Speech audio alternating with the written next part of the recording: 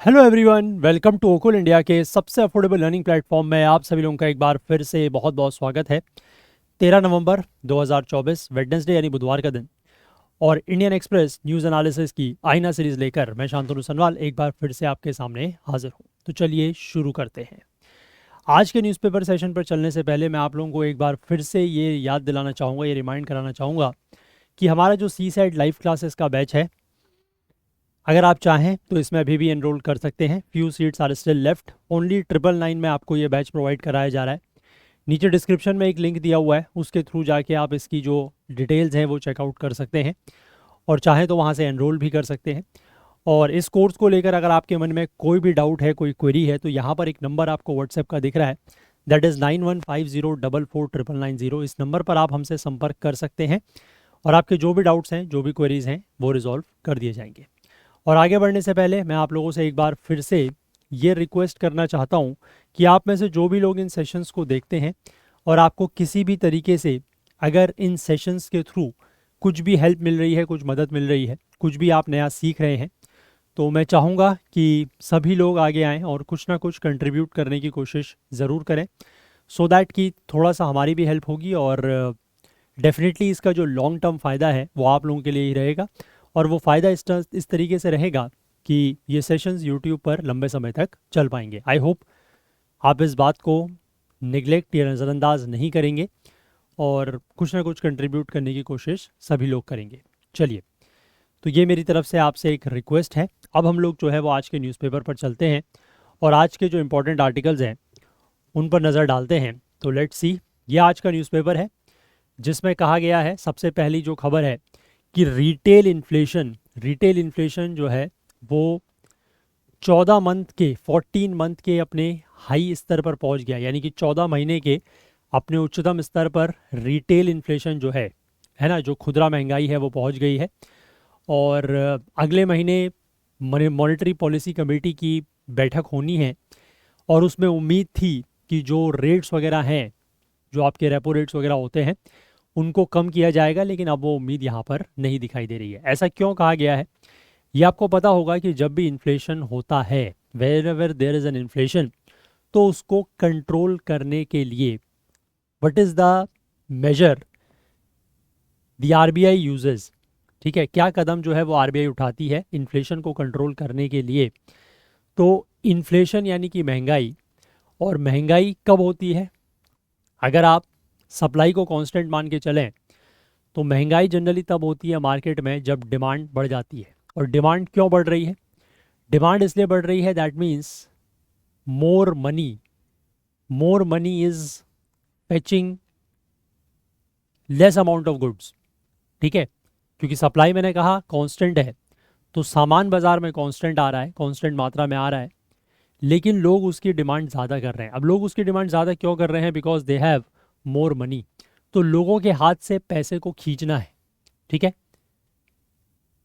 RBI को क्या करना है? लोगों के हाथ से पैसे को खींचना है, या बाजार में एक तरीके से आप कहें कि जो मनी सप्लाई है या जो लिक्विडिटी है मनी की, उसको कम करना है।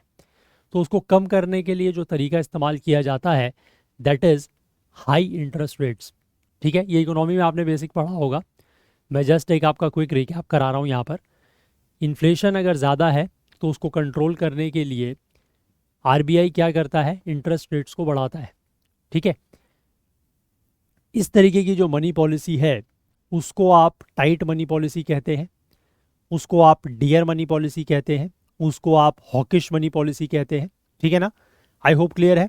और जस्ट इसका रिवर्स भी एप्लीकेबल होता है कि जब अगर इन्फ्लेशन कम है, जब महंगाई कम है, तो इंटरेस्ट रेट्स को कम कर दिया जाता है, सो दैट कि पीपल हैव मोर मनी। ज़्यादा मनी होगी, लोग ज़्यादा चीज़ें डिमांड करेंगे, ज़्यादा चीज़ें डिमांड करेंगे तो होगा क्या? There will be more economic growth, ठीक है ना। आई होप क्लियर है। उस तरीके की मनी पॉलिसी को चीप मनी पॉलिसी या फिर डॉविश मनी पॉलिसी जो है वो कहा जाता है। आई होप क्लियर है बात। ये सारी चीज़ें आप लोगों ने इकोनॉमी में पढ़ी होंगी, बेसिक्स हैं इकोनॉमी के, ठीक है। तो मैं यहाँ पर ज़्यादा इसके ऊपर डिस्कशन नहीं करूँगा, लेकिन मैंने आपको थोड़ा सा जो है वो एक क्विक रिकैप यहाँ पर दे दिया, ठीक है। इसके बाद हम लोग यहाँ पर आगे बढ़ते हैं।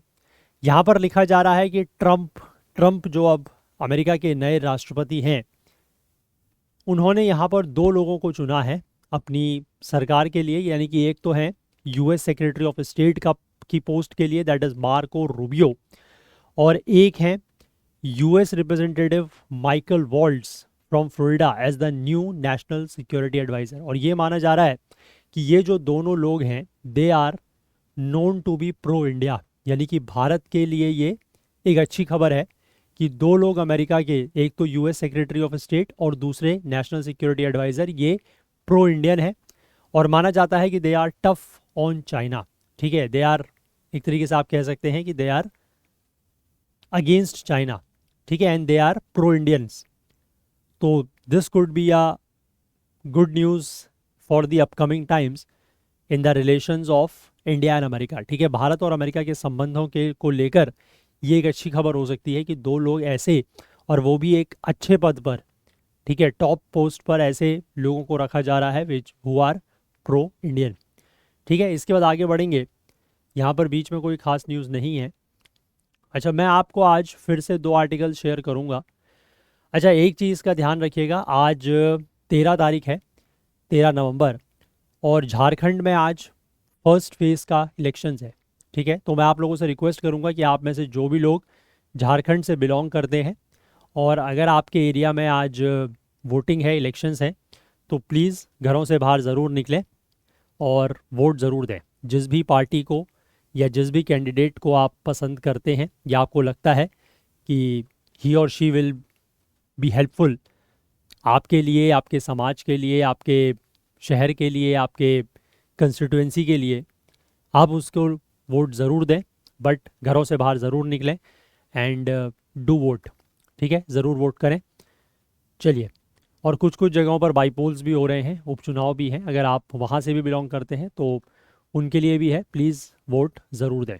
चलिए आगे बढ़ते हैं। इसके बाद बात करेंगे यहाँ पर, अच्छा, ये वाला आर्टिकल जो बात कर रहा है ना एडिटोरियल पेज पर, सी राजा मोहन का आर्टिकल है, अच्छा आर्टिकल है, बट इसको एक बार आप लोग रीड करेंगे तो you will get to know कि यहाँ पर क्या लिखा गया है। यहाँ पर यह लिखा जा रहा है कि मल्टीलेटरल इंस्टीट्यूशंस जो हैं they will face greater challenges during Donald Trump's second term. Donald Trump का जो पहला कार्यकाल था, जिसको आप 2016 से 20 कह सकते हैं, 2017 से 21 कह सकते हैं, उस दौरान भी जो मल्टीलेटरल इंस्टीट्यूशंस थे, है ना, उनको उनकी वर्किंग के ऊपर असर पड़ा था। चाहे आप G20 का जिक्र कर लें, चाहे आप जिक्र कर लें यूनेस्को का, चाहे आप जिक्र कर लें WHO का, चाहे आप जिक्र कर लें WTO का, तो उनके ऊपर कहीं ना कहीं जो है उनकी वर्किंग में असर पड़ा था, है ना। और they were not so global during the Trump 1.0, है ना। तो उसी तरीके की बात ये कर रहे हैं कि जब डोनाल्ड ट्रंप अभी दूसरी बार राष्ट्रपति बन रहे हैं, 2024 से आप 28 कह लीजिए, या 2021 से, मतलब 2025 से 2029 कह लीजिए, उस दौरान भी जो मल्टीलेटरल इंस्टीट्यूशंस हैं उनकी वर्किंग पे असर पड़ेगा। वो पास्ट के एक्सपीरियंस को लेकर यहाँ पर बात की जा रही है। तो यहाँ पर इंडिया जैसे देश के लिए ये कहा जा रहा है कि India must focus on minilateral institutions, या फिर जो रीजनल इंस्टीट्यूशंस हैं इंडिया को उसके ऊपर फोकस करना चाहिए, सो दैट कि हमारा जो भी इश्यूज़ हैं, ठीक है, चाहे वो ग्लोबल इश्यूज़ हैं, चाहे वो रीजनल इश्यूज़ हैं, हम उनको उस तरीके के इंस्टीट्यूशंस के थ्रू सॉर्ट आउट कर सकें, ठीक है। इंडिया ने जैसे क्वाड एक ग्रुपिंग है which is a, you can say a minilateral institution, it is not a multilateral, ठीक है, मतलब मल्टीलेटरल तो है लेकिन बहुत सारे देश नहीं है उसमें, ठीक है ना, सिर्फ 4 देशों का एक ग्रुपिंग है। लाइकवाइज आप कह सकते हैं Artemis Accord, India has also sign the Artemis Accord, है ना, या फिर आप बात कह सकते हैं जो मिनरल सिक्योरिटी पार्टनरशिप है उसकी। तो इस तरीके के छोटे छोटे ऑर्गेनाइजेशंस को लेकर इंडिया को आगे चलना होगा, क्योंकि जो बड़े इंस्टीट्यूशंस हैं, जो ग्लोबल ऑर्गेनाइजेशंस हैं, वो कहीं ना कहीं उनकी वर्किंग हैम्पर करेगी, it will be impacted during the Donald Trump's regime, second regime, ठीक है। और पहले का जो पास्ट का मैंने आपको बताया 2017 से 21 के दौरान जो डोनाल्ड ट्रंप का पहला कार्यकाल था, उसके एक्सपीरियंस के बेसिस पर ये बातें की जा रही हैं। तो you can just go through this article once, ठीक है। बहुत ज़्यादा पॉइंट्स आपको यहाँ से नहीं मिलेंगे as such exam point of view से, but again you have to develop reading as a habit, ठीक है। आपको रीडिंग पढ़ने की आदत जो है वो डालनी है, तो इसलिए एक बार इस आर्टिकल को आप लोग ज़रूर पढ़ेंगे। ठीक है, इसके बाद मैं आपको एक आर्टिकल और शेयर करूंगा जो बात कर रहा है एन अनरियलाइज्ड जेंडर डिविडेंड। ये आर्टिकल भी अच्छा है। इसमें यह कहा है कि women today are not held back by social constraints और एक्सेस टू एजुकेशन और mobility but by lack of employment opportunities. यानी कि आज के समय में जो महिलाएं हैं, अगर आप उनकी बात करें तो अब सामाजिक जो एक मतलब बाधाएं हुआ करती थी, जो सोशल कंस्ट्रेंट्स हुआ करते थे, उनकी वजह से महिलाएं पीछे नहीं हैं। ठीक है, ना ही एक्सेस ऑफ एजुकेशन। आज की डेट में अगर आप बात करें तो महिलाओं को जो एजुकेशन मिल रहा है that is very much comparable to that to men. ठीक है, जितना आदमियों को मिल रहा है उतना महिलाओं को भी एजुकेशन मिल रहा है। और मोबिलिटी का भी इशू नहीं है, they can travel from one place to another. The biggest issue is the lack of employment opportunities. महिलाओं को रोज़गार के अवसर नहीं मिल रहे हैं। ठीक है, एम्प्लॉयमेंट अपॉर्चुनिटीज़ महिलाओं के लिए बढ़ाने की ज़रूरत है। तो दिस इज़ द आर्टिकल। इसमें कुछ डेटा ज़रूर दिया हुआ है बट नॉट वेरी इंपॉर्टेंट। ठीक है, सारा का सारा डेटा आपको नोट डाउन नहीं करना है, एक जनरल वे में आर्टिकल को पढ़िएगा। और जो मैंने आपको इसका एक तरीके से आप कह सकते हैं थोड़ा सा जस्ट बताया है वो यही है। इसी बात के ऊपर फोकस रख के आर्टिकल को पढ़िएगा कि महिलाओं के लिए एम्प्लॉयमेंट अपॉर्चुनिटीज़ की कमी है, रोज़गार के अवसरों की कमी है, and that need to be increased. ठीक है, उसको बढ़ाने की ज़रूरत है। तो एक बार इस आर्टिकल को भी आप लोग ज़रूर पढ़िएगा। मैं दोनों आर्टिकल्स आपके साथ शेयर करूँगा। इसके बाद हम लोग आगे बढ़ेंगे और बात करेंगे पेज नंबर 12 पर।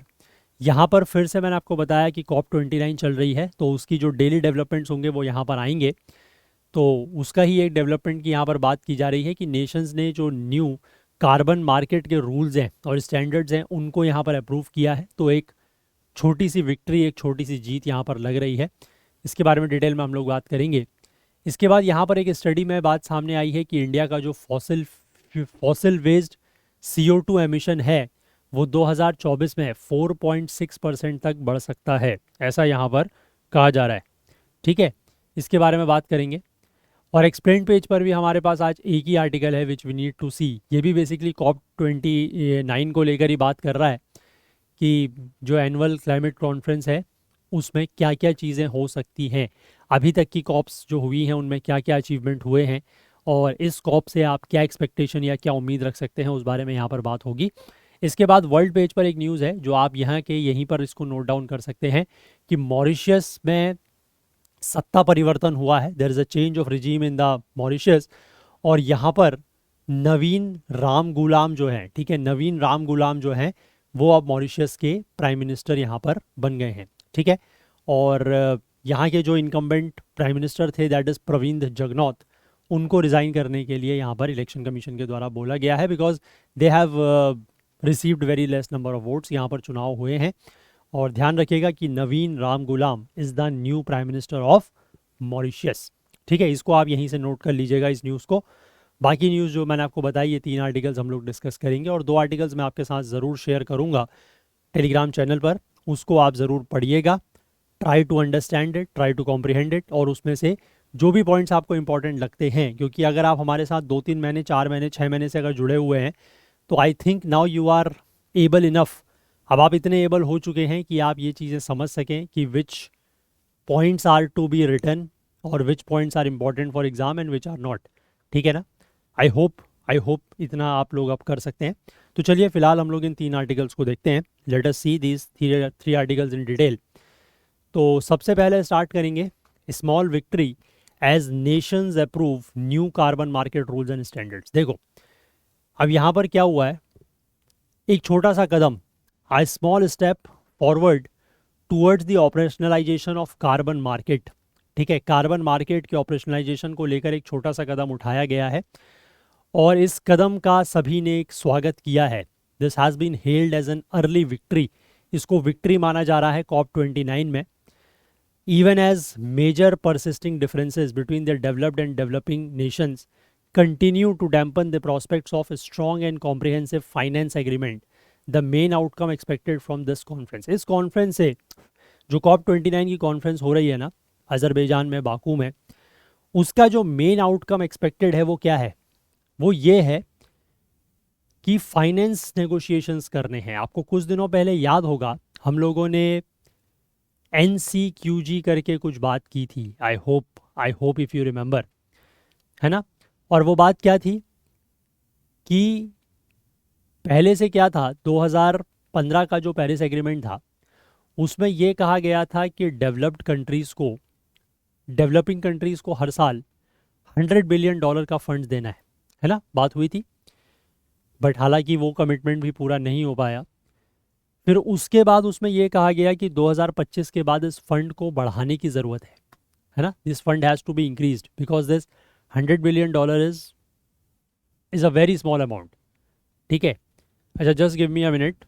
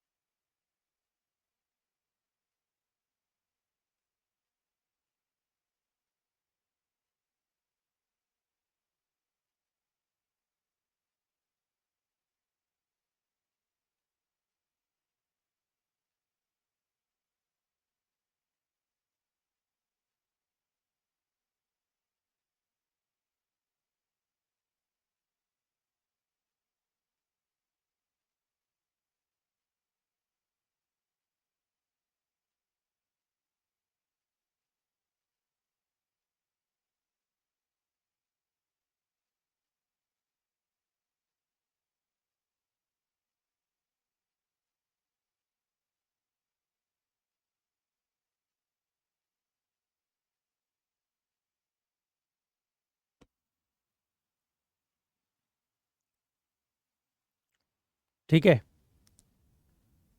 तो बेसिकली बात वही है कि जो मेन मेन एक्सपेक्टेशन है वो यही है कि किस तरीके से जो डेवलप्ड कंट्रीज़ हैं वो ये फंड्स देंगे।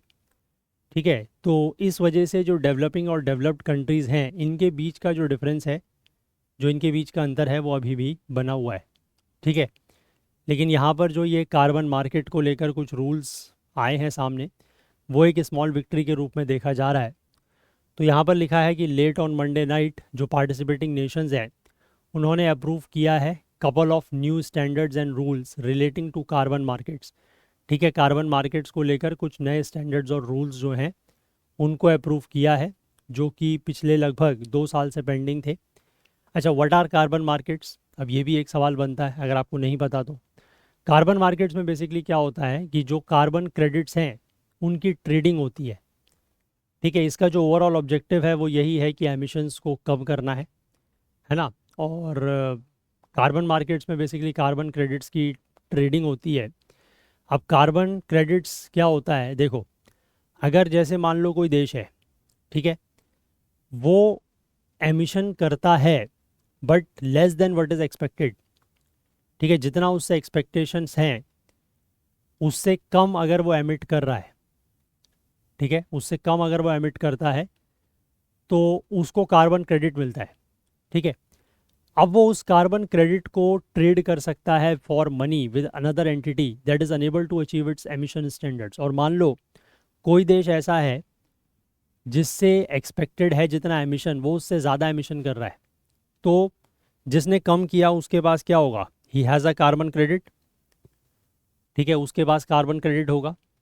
और जिस जो देश ज़्यादा एमिशन कर रहा है वो उससे कार्बन क्रेडिट क्या कर सकता है, खरीद सकता है ना। तो इसमें बेसिकली होता क्या है कि मेन ऑब्जेक्टिव तो मैंने आपको बताया इसका, है ना। मेन ऑब्जेक्टिव क्या है, to bring down the emissions. अब इस तरीके का मैकेनिज्म जो है वो एमिशन रिडक्शन को एक्सेलरेट करने के लिए यूज़ किया गया है। और इसमें मॉनेटरी इंसेंटिव्स जो हैं वो दिए जाते हैं। मतलब देखो, जिस देश ने एमिशन कम किया, ठीक है, कम एमिशन किया, उसके पास कार्बन क्रेडिट है, वो किसी ऐसे देश को उस कार्बन क्रेडिट को बेच सकता है जो ज़्यादा एमिशन कर रहा है। तो ज़्यादा एमिशन करने वाले देश को नुकसान क्या हुआ, उसको पैसा देना पड़ा वो कार्बन क्रेडिट खरीदने के लिए, है ना। और जिसने कम एमिशन किया उसको वो पैसा मिला। तो एक तरीके से मॉनेटरी इंसेंटिव है कि नहीं है। अगर जो देश कम एमिशन कर रहा है उसको पैसा मिल रहा है तो he has the monetary incentive to reduce the emissions, है ना। एमिशंस कम करने के लिए उसको एक इंसेंटिव मिल रहा है कि अगर वो एमिशंस कम करता है तो उसको पैसा मिलता है। और जो ज़्यादा एमिशन कर रहा है उसका नुकसान है क्योंकि उसकी जेब से पैसा जा रहा है, ठीक है। तो इसलिए हो सकता है कि वो भी मोटिवेट हो कि एमिशंस कम करने हैं। आई होप बात समझ रहे हैं आप, ठीक है। अब यहाँ पर यह लिखा है कि establishment of carbon markets is the last remaining part of 2015 Paris Agreement that is yet to become operational, ठीक है। ये 2015 का जो पेरिस एग्रीमेंट हुआ था उसी का एक पार्ट है जो अभी तक ऑपरेशनलाइज नहीं हुआ था। और मेनली इसलिए नहीं हो पाया था क्योंकि इसको लेकर जो रूल्स हैं, जो मॉडलिटीज़ हैं, है ना, इस कॉम्प्लिकेटेड और टेक्निकल स्ट्रक्चर्स के जो प्रोसीजर्स हैं वो अभी तक पूरे नहीं हो पाए थे, दे वर नॉट फाइनलाइज्ड। और COP29 में कुछ स्टैंडर्ड्स को अप्रूव किया गया है and that makes a small step forward. ये मतलब एक कदम आगे बढ़े हैं, लेकिन अभी कई सारे स्टेप्स जो हैं वो लेने बाकी हैं, ठीक है। इसके बाद आगे यहाँ पर बात की गई है फाइनेंस नेगोशिएशंस को लेकर, जो कि मोस्ट कीनली अवेटेड आउटकम है फ्रॉम द बाकू। इसको लेकर कोई खास प्रोग्रेस यहाँ पर नहीं देखने को मिली है। G20 G77 plus China grouping जो 130 से ज़्यादा डेवलपिंग कंट्रीज़ को रिप्रेजेंट करते हैं, उन्होंने इनिशियल ड्राफ्ट प्रपोज़ल जो फाइनेंस एग्रीमेंट को लेकर आया है उसको रिजेक्ट कर दिया है और कहा है कि इसका नया वर्जन जो है वो आए, ठीक है। बाकू में सपोज किया जा रहा है कि एक कॉम्प्रिहेंसिव फाइनेंस पैकेज जो है वो डिलीवर होगा to enable the enhanced flows of money for climate action, ताकि क्लाइमेट एक्शन के लिए ज़्यादा पैसा जो है वो आ सके। $100 बिलियन का जो अमाउंट है जो developed countries are obligated to provide every year to the developing countries has to go up substantially from 2026। वही मैंने आपको बताया कि जो $100 बिलियन की अमाउंट है जो डेवलप्ड कंट्रीज़ को डेवलपिंग कंट्रीज़ को देनी है, उस अमाउंट को बढ़ाने की बात यहाँ पर की गई है। लेकिन this is only the headline number called NCQZ। मैंने आपको यही बताया अभी, that is new collective quantitative goal on finance, ठीक है। कई सारे एस्पेक्ट्स ऑफ क्लाइमेट फाइनेंस जो हैं उनको नेगोशिएट किया जा रहा है। इसमें जैसे कि कुछ फाउंडेशनल इश्यूज़ हैं कि what classifies as climate finance, कि क्लाइमेट फाइनेंस में क्या चीज़ आती है, ठीक है। क्लाइमेट फाइनेंस के जो फ्लोज़ हैं उसको कैसे काउंट किया जाएगा और कहाँ से ये जो पैसा है वो आएगा। The main problem is this only, ठीक है, या मेन इशू यही है कि पैसा आएगा कहाँ से। अब डेवलपिंग कंट्रीज़ जैसे कि इंडिया भी, इन्होंने ये डिमांड किया है कि कम से कम क्लाइमेट एक्शन के लिए हर साल 1 ट्रिलियन डॉलर जो है वो हर साल अवेलेबल हो। G77 ग्रुप ने भी यहाँ पर ये कहा है कि they would like to see at least 1.3 trillion per year flowing from developed countries to developing nations and investments that the developing countries make into clean energy technologies और other climate related projects must not be counted towards this, ठीक है। और ये कहा है कि जो investment developed countries clean energy technologies को लेकर करते हैं या बाकी क्लाइमेट रिलेटेड प्रोजेक्ट्स को लेकर जो भी वो इन्वेस्टमेंट करते हैं वो इसमें काउंट नहीं होना चाहिए। Also this money must be new and additional predictable adequate affordable grant based and concessional and non debt inducing, ठीक है। साथ ही साथ ये पैसा जो है वो नया पैसा होना चाहिए। ऐसा नहीं कि आपने पुराने किसी पैसे को अकाउंट में मतलब उसको काउंट कर लिया, ठीक है। एडिशनल होना चाहिए, प्रेडिक्टेबल होना चाहिए कि इतना पैसा मिलेगा, एडिक्वेट होना चाहिए, जितना पैसे की ज़रूरत है उतना पैसा मिलना चाहिए, अफोर्डेबल होना चाहिए, ग्रांट बेस्ड, ठीक है। ग्रांट बेस्ड मतलब कि लोन्स वगैरह नहीं देने हैं, ग्रांट देनी है। कंसेशनल का मतलब वही है कि अगर आप लोन्स वगैरह दे भी रहे हैं तो कम रेट्स पर होना चाहिए। एंड नॉन डेट इंड्यूसिंग, और ऐसा पैसा नहीं होना चाहिए कि इसको लेकर देश जो है वो कर्जे में आ जाए, ठीक है। और साथ ही साथ यहाँ पर इन देशों ने, यानी कि यही जो डेवलपिंग कंट्रीज़ हैं, इन्होंने ये भी डिमांड किया है कि जो $100 बिलियन की अमाउंट में जो शॉर्टफॉल रहा है, ठीक है, मतलब जो $100 बिलियन देना था हर साल लेकिन अगर वो नहीं दिया है, उसमें कुछ कमी रही है, तो उसको एरियर्स के फॉर्म में जो है वो डिलीवर किया जाए NCQZ के एडिशन में, उसके अलावा मतलब, ठीक है। अब यहाँ पर ये just start of the negotiations हैं और countries are in the process of laying out their positions, ठीक है। हर देश जो है वो अपनी अपनी पोजीशंस यहाँ पर सामने रख रहा है।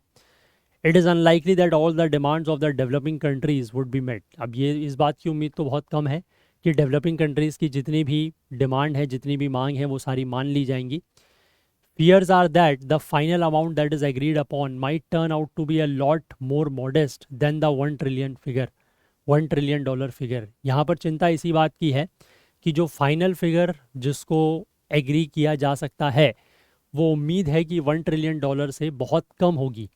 इंडिया का ये कहना है कि एनसीक्यूजी जो है वो मोस्ट क्रूशियल एलिमेंट है बाकू में जो डिस्कशंस हो रहे हैं उसमें, and that it would continue to be vocal about the need for adequate finance for the global south. और इंडिया ने ये कहा है कि वो ग्लोबल साउथ यानी कि डेवलपिंग कंट्रीज़ के लिए एडिक्वेट फाइनेंस की जो ज़रूरत है उसको लेकर वोकल रहेगा, यानी कि उसको लेकर बात करता रहेगा, ठीक है। तो आई होप क्या डेवलपमेंट्स वहाँ पर चल रहे हैं ये मैंने आपको बता दिया। ये बेसिकली कॉन्फ्रेंस का दूसरा दिन था, ठीक है। कल हम लोगों ने बात की थी कि किस तरीके से वो उसकी बात कर रहे थे, है ना, वॉरफेयर में जो कार्बन एमिशन होता है उसकी बात, ठीक है। तो यहाँ पर दूसरे दिन ये हुआ है और अभी ये कॉन्फ्रेंस काफ़ी लंबी चलेगी, 22 नवंबर तक ये कॉन्फ्रेंस चलनी है। तो इसमें इस तरीके के जो डेवलपमेंट्स आते रहेंगे डेली बेसिस पर हम उसको देखेंगे। और उसके बाद जैसा मैंने आपको शायद कल भी बताया था कि at the end of the conference इसके जो भी आउटकम्स निकल के आते हैं वो एक आर्टिकल के रूप में समराइज़ किए जाएंगे। डेफिनेटली एक्सप्लेन पेज पर आर्टिकल आएगा, then we will look at it as well. लेकिन फ़िलहाल जो डेली बेसिस पर डेवलपमेंट्स हो रहे हैं वो थोड़ा थोड़ा हम लोग देख रहे हैं, ठीक है। क्लियर हो गई बात। तो इस आर्टिकल को आप लोग एनवायरनमेंट में लेंगे, क्लाइमेट चेंज में। इसके बाद सीधे हम लोग नेक्स्ट आर्टिकल पर आते हैं और इसमें भी बात की गई है कि एक स्टडी में ये बात सामने आई है कि इंडिया का जो fossil based carbon dioxide emission है वो 2024 में 4.6% तक पहुंच सकता है। इंडिया का carbon dioxide emission from burning fossil fuels are expected to rise 4.6% in 2024। और जितनी भी मेजर इकोनॉमीज़ हैं, जितने भी बड़े देश हैं, उनमें ये सबसे ज़्यादा है, ठीक है। और ये एक रिपोर्ट आई है that is global carbon project study, उसमें ये बात की गई है। और लास्ट ईयर जो एमिशंस थे इंडिया के वो 8.2% थे। ग्लोबली अगर हम बात करें तो फॉसिल बेस्ड कार्बन डाइऑक्साइड का एमिशन जो है वो इस साल 37.4 बिलियन टन्स तक पहुंच सकता है, जो कि 2023 के कंपैरिजन में 0.8% ज़्यादा है। और इस rate adding that at this rate there was a 50% chance global warming will exceed 1.5 degree Celsius consistently in about 6 years, ठीक है। और इसमें ये भी कहा गया है कि इसमें 50% चांस है कि जो ग्लोबल वार्मिंग है वो 1.5 डिग्री सेल्सियस का जो एक टेम्परेचर रेंज की हम लोग बात करते हैं उसको कंसिस्टेंटली एक्सीड कर देगा अगले 6 सालों में। इस स्टडी के अनुसार ये कहा गया है, जो स्टडी बेसिकली रिलीज़ की गई है COP29 बाकू में, उसमें यह कहा गया है कि इंडिया के कार्बन एमिशंस जो हैं they are projected to rise with an increase in emissions from coal, ठीक है। कोल से जो एमिशन होगा वहाँ से बढ़ेगा, ऑयल से जो एमिशन होगा वहाँ से बढ़ेगा, नेचुरल गैस से जो एमिशन होगा वहाँ से बढ़ेगा, और सीमेंट से, सीमेंट इंडस्ट्री में भी एमिशंस होते हैं तो वहाँ से भी जो है एमिशंस बढ़ेंगे। अब इंडिया के साथ अगर कंपेयर करें तो चाइना के एमिशंस जो हैं they are projected to rise by 0.2% in 2024। और जबकि यूनाइटेड स्टेट्स और यूरोपियन यूनियन की अगर हम बात करें तो यहाँ के एमिशंस 0.6% और 3.8% रिस्पेक्टिवली बढ़ने की उम्मीद है। इंडिया का अगर हम कंट्रीब्यूशन की बात करें ग्लोबल CO2 एमिशंस में, यानी कि जितना दुनिया में CO2 कार्बन डाइऑक्साइड का एमिशन होता है उसमें इंडिया कितना कंट्रीब्यूट करता है, लगभग 8% के आसपास। जबकि चाइना, US और यूरोपियन यूनियन की अगर हम बात करें तो 32%, 13% और 7% रिस्पेक्टिवली यहाँ पर एमिशंस होते हैं। यानी कि चाइना का जो कंट्रीब्यूशन है वो बहुत ज़्यादा है, अमेरिका का भी हमसे ज़्यादा है, हम यूरोपियन यूनियन के लगभग आसपास कहीं पर दिखाई दे रहे हैं। अब कोल एमिशंस जो हैं, जो कि ग्लोबल एमिशंस का 41% है, that are projected to increase at 0.2%, ठीक है। 0.2% ये इंक्रीज़ हो सकता है विद इंक्रीजेज इन इंडिया में इंक्रीज़ होगा, चाइना में इंक्रीज़ होगा और बाकी जो रेस्ट ऑफ द वर्ल्ड है इन एग्रीगेट, और यूरोपियन यूनियन और USA में ये डिक्रीज़ होगा, ठीक है। कार्बन कोल एमिशंस, कोल से होने वाले एमिशंस, लेकिन इंडिया में कोल से होने वाले एमिशंस जो हैं वो they are expected to rise. इसके बाद आगे लिखा है कि in terms of carbon sinks, carbon sink को लेकर ये कहा गया है इस स्टडी में कि लैंड और ओशन को अगर हम कंबाइन कर दें तो ये एब्जॉर्ब करते हैं half of the CO2 emitted due to human activity even while facing negative impacts of climate change. ठीक है, जो क्लाइमेट चेंज के नेगेटिव इम्पैक्ट्स हैं उनको फेस करने के बावजूद लैंड और सीज या लैंड और ओशियंस जो हैं वो आधा CO2 जो एमिट होता है उसको क्या कर लेते हैं, एब्जॉर्ब कर लेते हैं।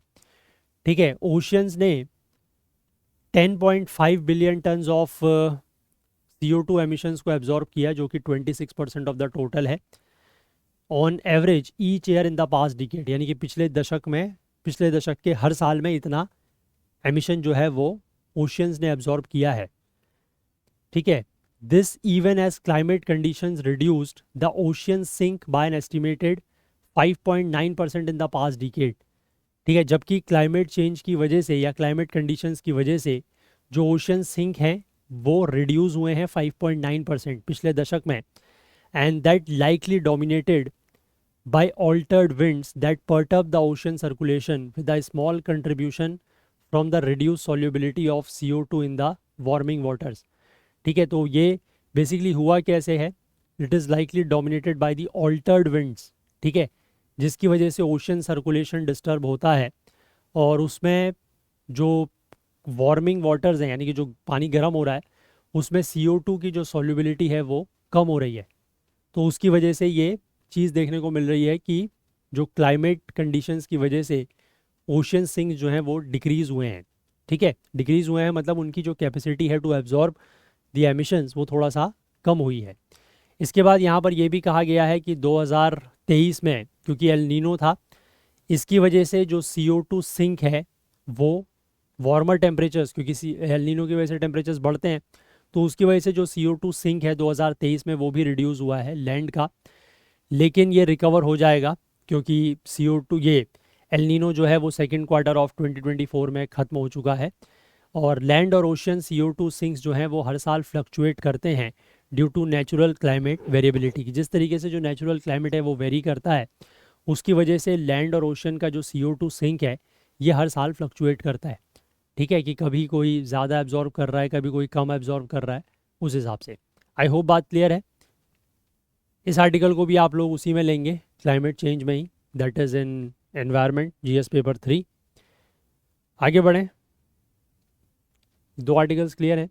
तीसरा आर्टिकल भी मैंने आपको बताया कि इसी से रिलेटेड है कि COP29 जो है वो चल रही है और एनुअल क्लाइमेट कॉन्फ्रेंस में व्हाट्स ऑन द टेबल, यानी कि किस चीज़ों के ऊपर डिस्कशंस यहाँ पर हो रहा है और पास्ट में जो कॉप्स हुई हैं उनमें क्या अचीवमेंट्स हुए हैं उसकी भी यहाँ पर बात की गई है। देखो, 2024 की यूनाइटेड नेशंस क्लाइमेट चेंज की कॉन्फ्रेंस यानी कि COP29 बाकू में शुरू हुई है, that is the capital of Azerbaijan, Monday के दिन। और यहाँ पर लगभग 200 देशों के delegates, business leaders, climate scientist, indigenous peoples, journalist और वेरियस अदर एक्सपर्ट्स और स्टेक होल्डर जो हैं एक्सपेक्टेड है कि वो इस समिट को अटेंड करेंगे जो चलने वाली है 22 नवंबर तक। COP29 का प्राइमरी गोल क्या है, वो ये है कि is to bring together countries to develop a shared plan to curb further global warming. ठीक है, यहाँ पर जो मेन गोल है, जो प्राइमरी गोल है वो ये है कि सभी देशों को एक साथ लेके आना है ताकि वो एक ऐसा प्लान बना सकें कि फर्दर आने वाले समय में जो ग्लोबल वार्मिंग है उसको रोका जा सके या कम किया जा सके। Conference will also focus on ways to scale up climate finance. ठीक है, क्लाइमेट फाइनेंस को भी बढ़ाने के ऊपर फोकस किया जाएगा जिससे कि डेवलपिंग नेशंस को मदद मिलेगी कि वो क्लाइमेट चेंज से होने वाले जो एडवर्स इफेक्ट्स हैं उनको टैकल कर सकें उस क्लाइमेट फाइनेंस के थ्रू। अब कॉप क्या होती है, जो annual global climate change conference है, ये होती क्या है?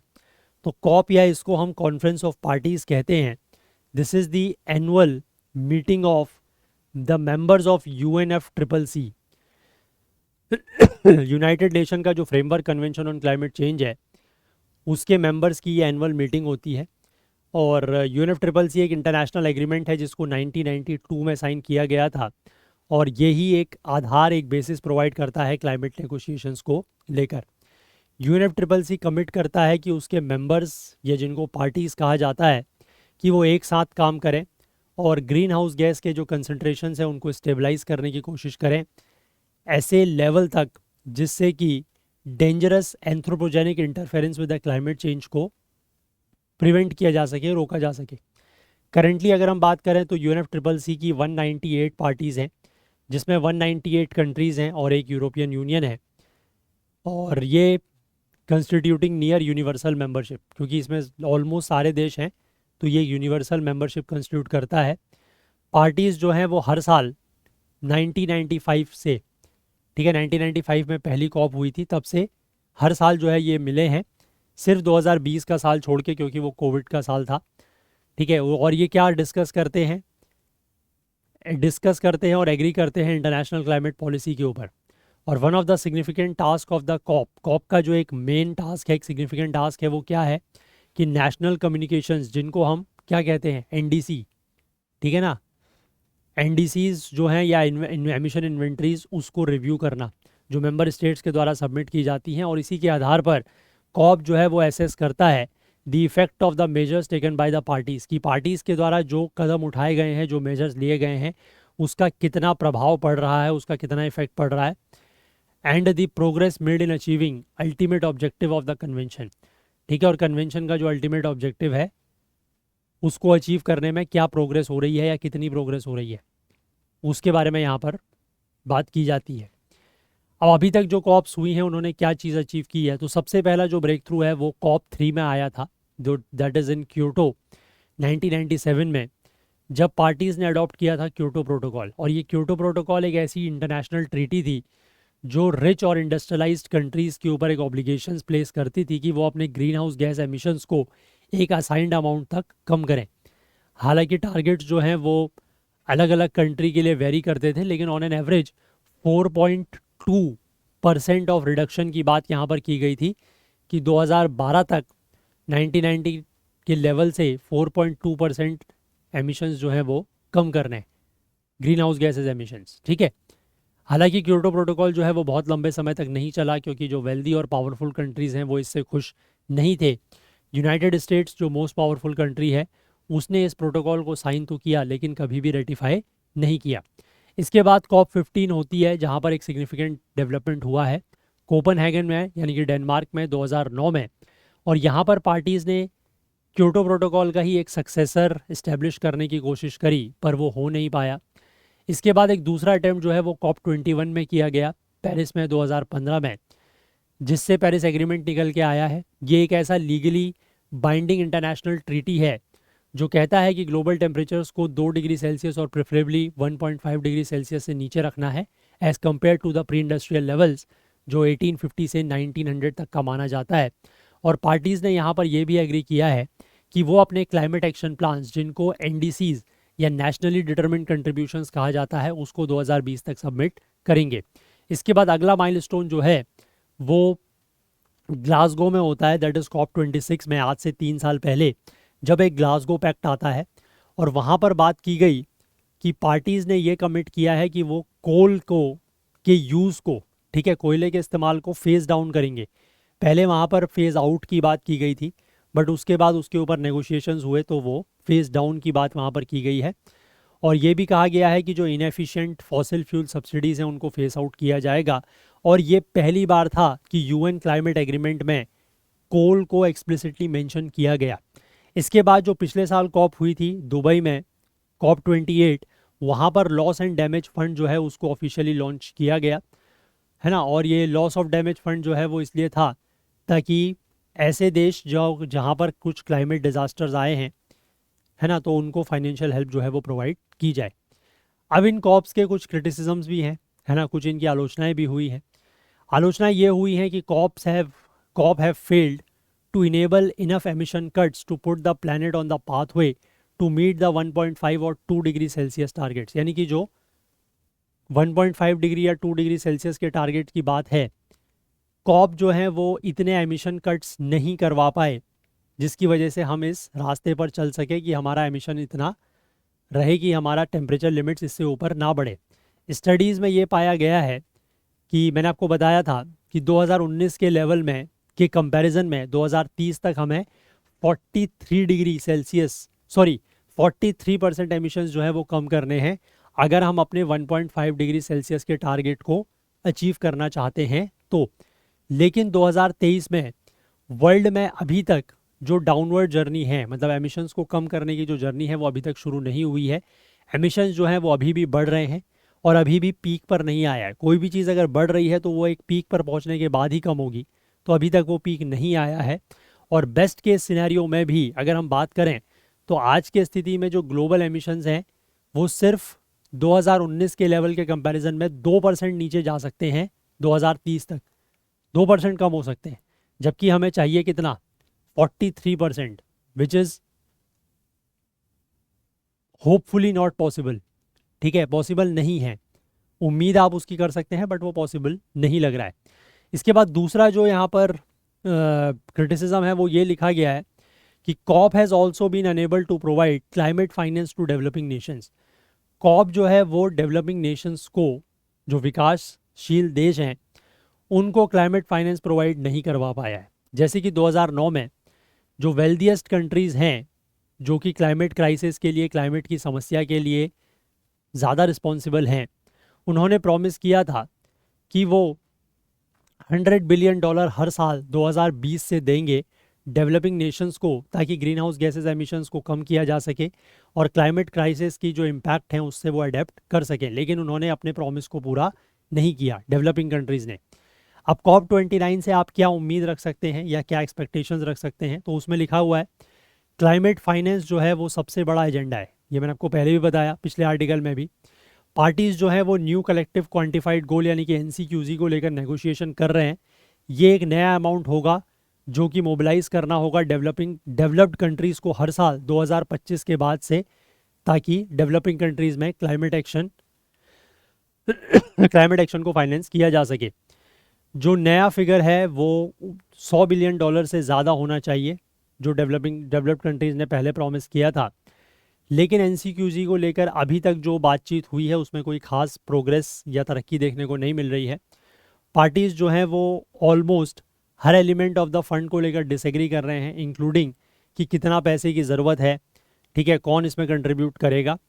तो अब ये देखने वाली बात है कि किस तरीके से ये जो NCQZ है ये फाइनलाइज होता है और किस अमाउंट के ऊपर एक एग्रीमेंट बनता है कि इतना अमाउंट जो है वो डेवलप्ड कंट्रीज़ हर साल डेवलपिंग कंट्रीज़ को देंगे या नहीं देंगे वो बात अलग है। बट सबसे पहले वो अमाउंट, नेगोशिएशन के बाद एक अमाउंट निकल के आएगी जिसको NCQZ कहा जाएगा। ठीक है, न्यू कलेक्टिव क्वांटिफाइड गोल। क्लियर है बात? चलो, तो आज का सेशन फिर से बहुत मतलब लंबा सेशन नहीं था, तो मैं एक्सपेक्ट करूँगा कि जिस दिन भी थोड़ा सा सेशन कम होता है, और आज मैंने आपको 2 आर्टिकल ज़रूर दिए हैं, उनको आप लोग ज़रूर पढ़ें। ठीक है, मैंने आपको उनका एक जिस्ट या समरी थोड़ा सा बताई है, उसी को ध्यान में रख के आर्टिकल्स पढ़ें, काफ़ी आसान रहेगा और आप अच्छे से समझ भी पाएंगे। और जो भी इंपॉर्टेंट पॉइंट्स हैं you can also note down from there. ठीक है, चलिए, तो आज का सेशन एंड करने से पहले मैं आपको एक बार फिर से ये बताना चाहूँगा कि अगर आप UPSC प्रीलिम्स 2025 जो अगले साल 26 मई को होना है, अगर उसकी आप लोग तैयारी कर रहे हैं, वो आपका टारगेट है, तो आप लोगों के पास एक इस तरीके की टेस्ट सीरीज़ जो है वो डेफिनेटली होनी चाहिए, which will help you in your preparation. 849 में आपको ये टेस्ट सीरीज़ मिल रही है जिसमें करंट अफेयर्स, जनरल स्टडीज़ और CSAT तीनों ही चीज़ें हैं। अगर आप सिर्फ जनरल स्टडीज़ और करंट अफेयर्स की टेस्ट सीरीज लेना चाहते हैं तो वो आपको 699 में मिल जाएगी। अगर आप सिर्फ जनरल स्टडीज़ की टेस्ट सीरीज लेना चाहते हैं सब्जेक्ट वाइज तो 449 में अवेलेबल है। अगर आप सिर्फ करंट अफेयर्स की टेस्ट सीरीज लेना चाहते हैं जिसमें आपको 16 मंथ्स का current affairs in the form of test मिलता है, वो सिर्फ 299 में अवेलेबल है। और अगर आप सिर्फ CSAT के फुल लेंथ टेस्ट लेना चाहते हैं तो वो आपको मिल जाएंगे ओनली एट 249। ये सारे के सारी जो टेस्ट सीरीज़ हैं वो हमारे ऐप और वेबसाइट पर लिस्टेड हैं, वहाँ से आप जाके इनको एनरोल कर सकते हैं। और किसी भी टेस्ट सीरीज़ को लेकर अगर आपके मन में कोई भी कोई क्वेरी है, कोई डाउट है, तो यहाँ पर जो व्हाट्सएप नंबर दिया गया है 9150449990, इस नंबर पर आप कांटेक्ट कर सकते हैं। आपके जो भी डाउट्स हैं, जो भी क्वेरीज़ हैं, दे विल बी रिजॉल्व्ड। और आप हमारे ऐप को जो है वो प्ले स्टोर से ज़रूर डाउनलोड करें। और आपने अगर हमारे किसी भी वीडियो कोर्स में एनरोल किया हुआ है तो आप ऐप के थ्रू वीडियोस को डाउनलोड करके ऑफलाइन भी देख सकते हैं। जाने से पहले मैं एक बार फिर से आप लोगों से रिक्वेस्ट करना चाहूँगा कि अगर आपको इन सेशन से किसी भी तरीके की हेल्प मिल रही है, कुछ मदद मिल रही है, कुछ नया सीखने को मिल रहा है, तो प्लीज़ आगे आएँ, कुछ ना कुछ कंट्रीब्यूट जो है वो सभी लोग करें। इसका थोड़ा सा फ़ायदा ये है कि हमें थोड़ा सा हेल्प हो जाएगी फाइनेंशियली, और आप लोगों के लिए जो लॉन्ग टर्म बेनिफिट है वो ये रहेगा कि ये सेशंस यूट्यूब पर इसी तरीके से ज़्यादा लंबे समय तक चल पाएंगे। ठीक है, तो प्लीज़ इस रिक्वेस्ट को ज़रूर ध्यान दें। तो चलिए, अगर आपको आज का सेशन पसंद आया हो तो लाइक ज़रूर करें, ज़्यादा से ज़्यादा शेयर करें। आपके जो भी डाउट्स हैं, जो क्वेरीज़ हैं, वो आप कमेंट कर सकते हैं। चैनल को आपने सब्सक्राइब नहीं किया है तो प्लीज़ ज़रूर करें, बेल आइकन प्रेस करना ना भूलें ताकि वीडियोस की नोटिफिकेशंस आपको ऑन टाइम मिल सकें। और साथ ही साथ अपना प्यार, अपना सहयोग और अपना कंट्रीब्यूशंस जो है वो हमारे साथ बनाए रखें। हाईलाइटेड आर्टिकल्स आपको करंट अफेयर्स ओकुल टेलीग्राम चैनल पर मिलते हैं, जिसका लिंक नीचे डिस्क्रिप्शन में दिया हुआ है, उसके थ्रू आप ज्वाइन कर सकते हैं। या इसको आप करंट अफेयर्स ओकुल अगर टेलीग्राम पर सर्च करेंगे तो वहाँ से भी ज्वाइन कर पाएंगे। या फिर एक और तीसरा तरीका भी है, आप करंट अफेयर्स ओकुल को इस QR कोड के थ्रू स्कैन करके भी ज्वाइन कर सकते हैं। ठीक है, चलिए, तो आज के लिए इतना ही रखते हैं। बाकी कल को फिर से मिलेंगे इंडियन एक्सप्रेस न्यूज़ एनालिसिस की आईना सीरीज़ के साथ। तब तक के लिए अपना बहुत बहुत ध्यान रखें। Please do take care of yourself. Thank you, have a nice day, bye bye.